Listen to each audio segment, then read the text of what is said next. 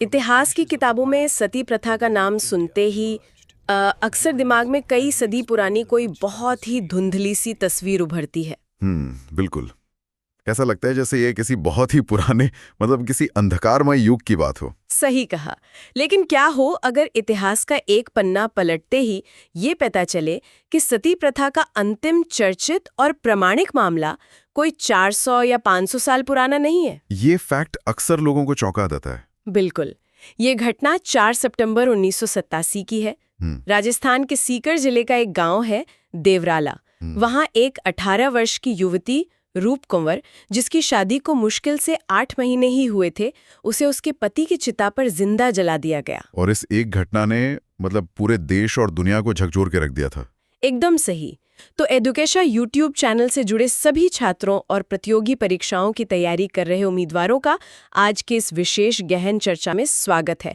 आज हम इसी अमानवीय प्रथा के जन्म से लेकर उसके कानूनी अंत तक के सफर को खंगालने वाले हैं। जी। और जो छात्र इस विस्तृत विश्लेषण को सुन रहे हैं उन्हें मैं बता दूं कि परीक्षाओं की दृष्टि से तो ये विषय अत्यंत महत्वपूर्ण है ही, लेकिन साथ ही ये समझने के लिए भी जरूरी है कि समाज की मानसिकता आखिर काम कैसे करती है। हाँ, और चर्चा शुरू करने से पहले मैं ये स्पष्ट कर दूं कि आज की इस बातचीत का स्वर पूरी तरह से अकादमिक, निष्पक्ष और संवेदनशील रहेगा। बिल्कुल। हम डॉक्यूमेंट्स और ऐतिहासिक तथ्यों पर ही बात करेंगे। जी, किसी भी राजनीतिक या विवादित दृष्टिकोण का समर्थन नहीं किया जाएगा, केवल ऐतिहासिक स्रोतों का वस्तुनिष्ठ विश्लेषण होगा। तो देवराला की वो घटना वाकई इतिहास और आधुनिकता के बीच का एक बहुत ही खौफनाक टकराव थी। देखिए, जब हम इस विषय की गहराइयों में उतरते हैं तो ये एकदम स्पष्ट हो जाता है कि सती प्रथा को केवल एक धार्मिक कृत्य मान लेना इतिहास के साथ बहुत बड़ा अन्याय होगा। दस्तावेजों और सामाजिक संरचनाओं का अगर हम बारीकी से अध्ययन करें तो साफ नजर आता है कि ये प्रथा संस्कृति, संपत्ति के अधिकारों और एक बेहद मजबूत पितृसत्तात्मक व्यवस्था का बहुत ही जटिल परिणाम थी। मतलब महिलाओं को संपत्ति के अधिकारों से दूर रखने की जो मानसिकता थी। बिल्कुल। एक पुरुष प्रधान समाज में महिलाओं के पूरे अस्तित्व को केवल उनके पति के जीवन के साथ जोड़कर देखने की जो गहरी सोच थी, उसी ने इस प्रथा को सदियों तक एक संस्था के रूप में पनपने की खाद दी। और सबसे चौंकाने वाली बात तो ये है कि जिस धर्म या आस्था की आड़ में इस प्रथा को सदियों तक सही ठहराया गया, खुद उस धर्म के सबसे मूलभूत और प्राचीन ग्रंथों में इसका कोई अता पता ही नहीं है। यही तो इस पूरे विषय का सबसे बड़ा विरोधाभास है। हाँ, तो चलिए इसे समझते हैं। जो छात्र प्रतियोगी परीक्षाओं की तैयारी कर रहे हैं उनके लिए ये फैक्ट बहुत काम का है। अगर हम ऋग्वेद को देखें, जो कि सबसे प्राचीन वेद है, या फिर मनुस्मृति और वाल्मीकि रामायण जैसे प्राचीन ग्रंथों के पन्ने पलटे, तो कहीं भी सती प्रथा का कोई उल्लेख या इसे अनिवार्य करने का नियम नहीं मिलता। रामायण का उदाहरण ले लीजिए। जी। राजा दशरथ की मृत्यु के बाद उनकी रानियों कौशल्या, कैकेयी या सुमित्रा, इनमें से किसी ने भी सती प्रथा नहीं अपनाई। सही बात है। इसी तरह युद्ध में रावण की मृत्यु के बाद उसकी रानी मंदोदरी के सती होने का भी कोई जिक्र नहीं है। तो सवाल ये उठता है कि अगर प्राचीन ग्रंथों में ये था ही नहीं, तो इसे वैदिक अनुष्ठान का नाम आखिर कैसे दे दिया गया? यहीं पर इतिहास का सबसे बड़ा भाषाई और बौद्धिक हेरफेर सामने आता है। यहाँ सबसे दिलचस्प बात यह है कि कैसे स्वार्थ के लिए धर्म ग्रंथों को मिस इंटरप्रेट किया गया, उनकी गलत व्याख्या की गई। वो ऋग्वेद वाले श्लोक की बात कर रहे हैं ना आप? हाँ बिल्कुल। ऋग्वेद के 10वें मंडल के 18वें सूक्त का एक श्लोक है जिसमें एक शब्द आता है अग्रे। अ ग में र की मात्रा और ए की मात्रा। अग्रे। इस पूरे श्लोक का वास्तविक और मूल अर्थ एक विधवा को सांत्वना देना और उसे अपने जीवन में आगे बढ़ने या समाज की मुख्य धारा में वापस लौटने का संदेश देना था। मतलब जीवन में आगे बढ़ना। जी। लेकिन जैसे जैसे समय बीता, मध्यकालीन पुजारियों और तत्कालीन समाज के ठेकेदारों ने अपने स्वार्थ या संपत्ति के लालच के चलते इस अग्रे शब्द को जानबूझकर अग्ने यानी अग्नि में बदल दिया। बाप रे! सिर्फ एक अक्षर के इस छोटे से बदलाव ने जीवन में आगे बढ़ने के एक बेहद प्रगतिशील संदेश को अग्नि में प्रवेश करने के एक खौफनाक आदेश में तब्दील कर दिया। बिल्कुल। और ये भाषाई हेरफेर इतना गहरा था कि सदियों तक लोग इसे ही सच मानते रहे। लेकिन YouTube पर उपलब्ध ऐतिहासिक स्रोतों के अनुसार इस भारी गलत अनुवाद और जालसाजी का पर्दाफाश प्रसिद्ध जर्मन विद्वान मैक्स मूलर ने किया था। तो एकदम सही। मैक्स मूलर ने स्पष्ट रूप से दुनिया को बताया कि कैसे सती प्रथा को वैध ठहराने के लिए वेदों के शब्दों के साथ खिलवाड़ किया गया था। तो अगर वेदों और शुरुआती ग्रंथों में ये प्रथा नहीं थी, तो पत्थरों और अभिलेखों पर इसका पहला लिखित प्रमाण कब और कहाँ मिलता है? छात्रों को इस पॉइंट पर जरूर नोट्स बनाने चाहिए, क्योंकि ये बार बार परीक्षाओं में पूछा जाता है। हाँ, एग्जाम पर्सपेक्टिव से ये बहुत महत्वपूर्ण फैक्ट है। सती प्रथा का पहला ठोस ऐतिहासिक और पुरातात्विक साक्ष्य यानी पत्थरों पर उकेरा गया सबूत मध्य प्रदेश के सागर जिले में मिलता है। एरन शिलालेख। जी बिल्कुल, इसे एरन शिलालेख या एरन इंस्क्रिप्शन कहा जाता है। ये शिलालेख 510 या 511 ईस्वी का है और गुप्त साम्राज्य के पतन के दौर से ताल्लुक रखता है। तो इस शिलालेख का ऐतिहासिक संदर्भ क्या है? मतलब ये घटना कैसे हुई? देखिए, ये वो समय था जब गुप्त वंश के शासक भानुगुप्त का शासन था और भारत पर हूणों के लगातार आक्रमण हो रहे थे। युद्धों के कारण समाज में भारी अस्थिरता थी। तो हूणों के खिलाफ एक भयंकर युद्ध में भानुगुप्त के सेनापति गोपराज वीरगति को प्राप्त हुए थे। जी। इस शिलालेख में स्पष्ट रूप से उकेरा गया है कि गोपराज की मृत्यु के बाद उनकी पत्नी ने उनकी चिता पर सती अनुष्ठान किया था।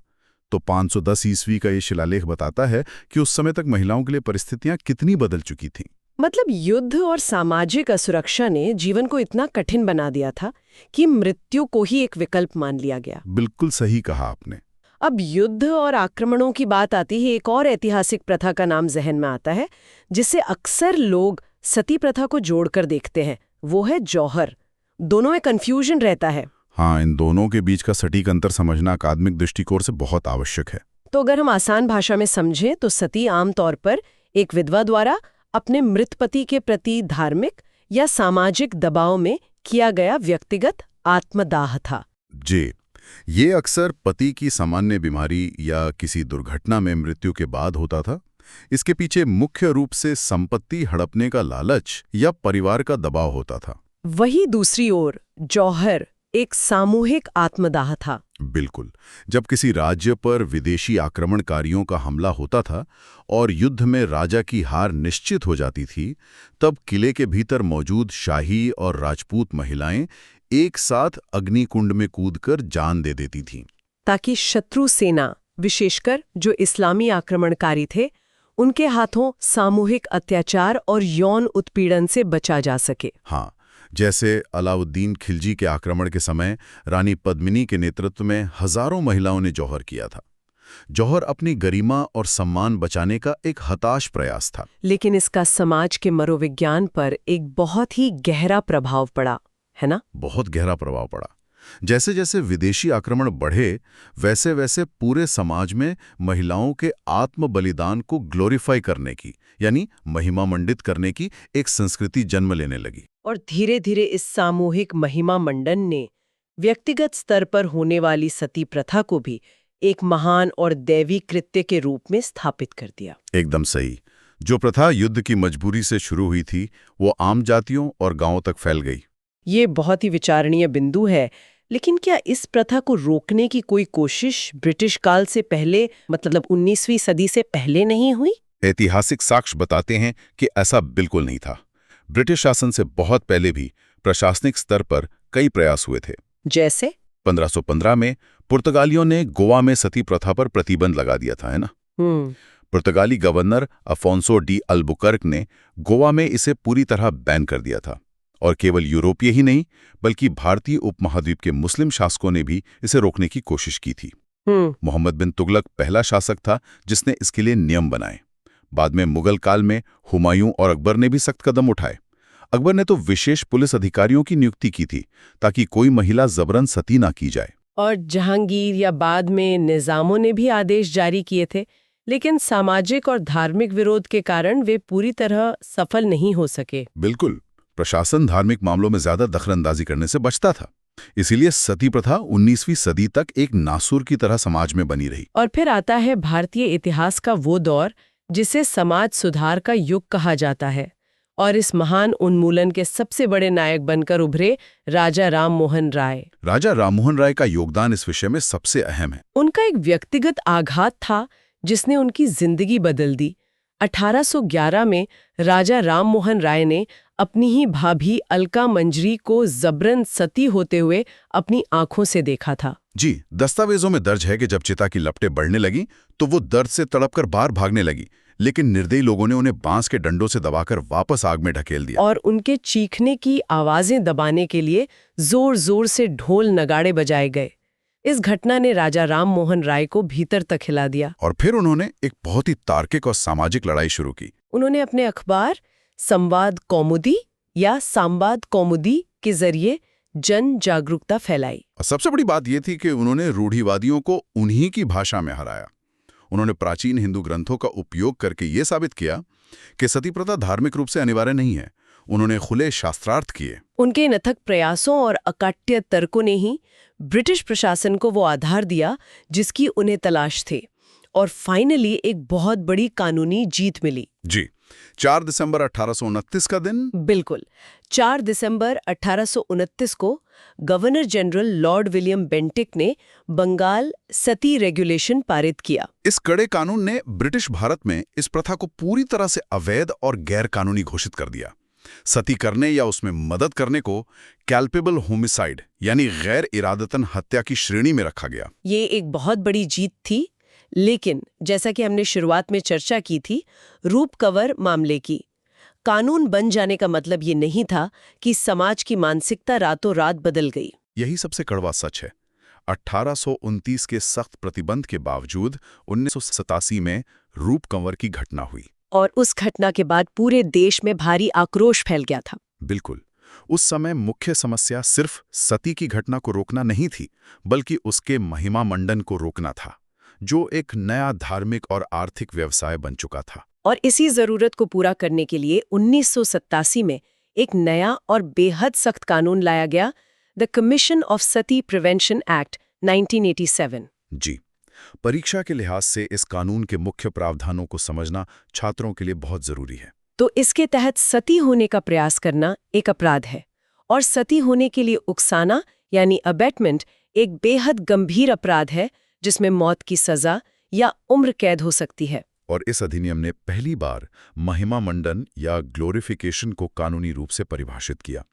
सती प्रथा का किसी भी रूप में महिमा मंडन करना, जैसे मंदिर बनाना या चंदा इकट्ठा करना, अब एक गंभीर अपराध है। तो चलिए इस गहन चर्चा के मुख्य बिंदुओं को हम संक्षेप में दोहरा लेते हैं। बिल्कुल। हमने ऋग्वेद के श्लोक के गलत अनुवाद अग्रे से अग्ने की बात की, जिसका पर्दाफाश मैक्स मूलर ने किया। फिर 510 ईस्वी के ईरण शिलालेख के पहले प्रमाण को समझा। जौहर और सती के बीच का सटीक अंतर जाना। और राजा राम मोहन राय के संघर्ष से लेकर 1829 के बंगाल सती रेगुलेशन और 1987 के सख्त कानूनों तक का सफर तय किया। तो इसी के साथ हम आज की इस चर्चा को विराम देते हैं। प्रतियोगी परीक्षाओं की तैयारी कर रहे सभी परीक्षार्थियों को उनकी आगामी परीक्षाओं के लिए बहुत बहुत शुभकामनाएं। जी, मेरी तरफ से भी बहुत शुभकामनाएं। और हाँ, इतिहास के ऐसे ही गहन और विस्तृत विश्लेषण के लिए एजुझा यूट्यूब चैनल को सब्सक्राइब करना ना भूलें।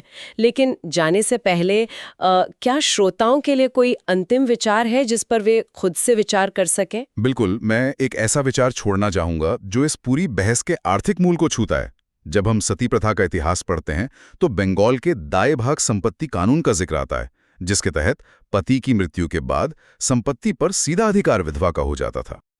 यह हमें सोचने पर मजबूर करता है कि जब किसी समाज में महिलाओं के संपत्ति के अधिकार छीन लिए जाते हैं तो कैसे धर्म और परंपरा की आड़ में हिंसा को पवित्र बताकर महिमा मंडित किया जाने लगता है। ये बहुत ही गहरी बात है। कानून तो 1829 में ही बन गया था, लेकिन क्या 1987 के रूप कंवर मामले और आज भी साक्ष्यों के अभाव में कोर्ट में बरी हो रहे आरोपियों को देखकर आपको नहीं लगता कि किसी कानून को कागज पर लिख देना ही काफी नहीं है? समाज की पितृसत्तात्मक मानसिकता को बदलने में सदियां लग जाती हैं। इस पर विचार जरूर करें। यकीनन, इस पर हम सबको सोचना चाहिए। आज के इस विस्तृत विश्लेषण में हमारे साथ जुड़ने के लिए बहुत बहुत धन्यवाद।